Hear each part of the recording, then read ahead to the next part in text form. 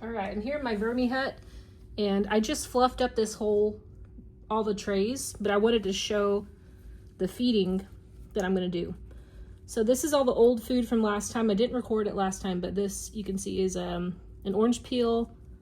These are some corn husks, which I find they break down really slow. But overall, they've pretty much eaten everything else that I've seen. So I'm gonna make a new feeding zone right here. Just make like a little trench.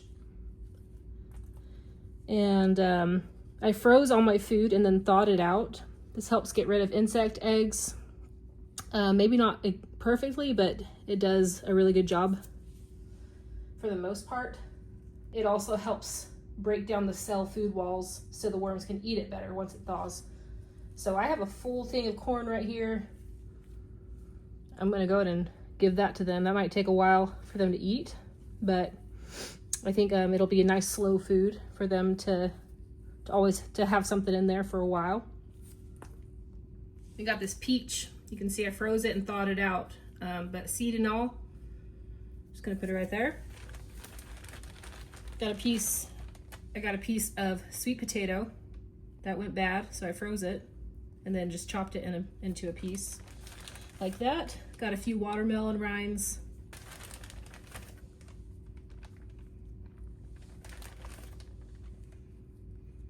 And then I also got one of these orange slices, which this is a forbidden food, but I fed it in small amounts and they've eaten it with no problem. So with these foods that are not, like they're slices, they eat them a lot slower, but they do eat them. But when you blend up your food, it definitely goes a lot faster.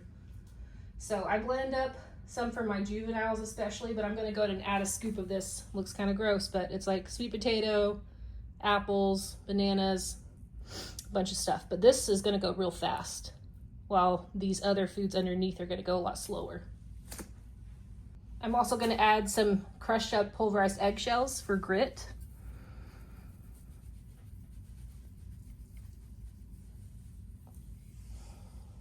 I also like to add coffee grounds if I have them. I just don't have them on hand right now.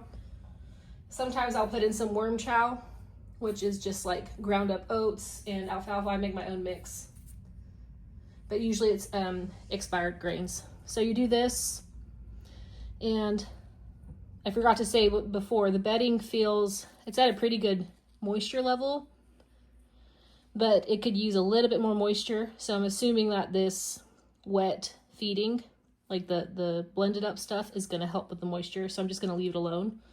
Then you wanna cover up your food. Oh, I forgot to go ahead and put these old food scraps in here, like the corn stalks. I'll just kind of bury that too.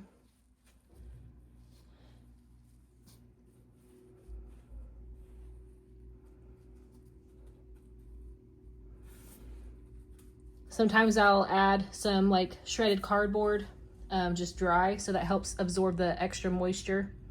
But remember, it's draining below, and so this VermiHut does a really good job at moisture level.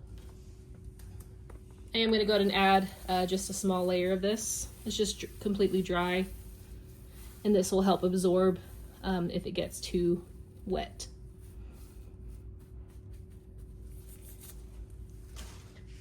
Here's some of the pieces of newspaper that are left from the previous few feedings. You can see how they're starting to eat through this. So I'm gonna go ahead and lay this here so they can continue to eat it.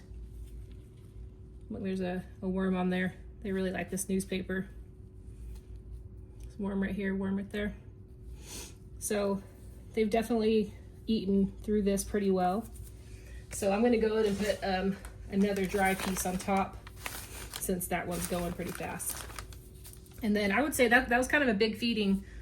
If you're just starting out, I would definitely start with a way smaller feeding, maybe just a few strawberry tops and see how they do, or blended food is really good. But these worms have been eating these foods for a while, and they've seemed to do pretty well with that big of a feeding. I usually see it, check it in about a week, and most of it's gone, and usually within 2 weeks, the majority of it is gone. So we'll see if that's the case, and I'll check back in a week or two.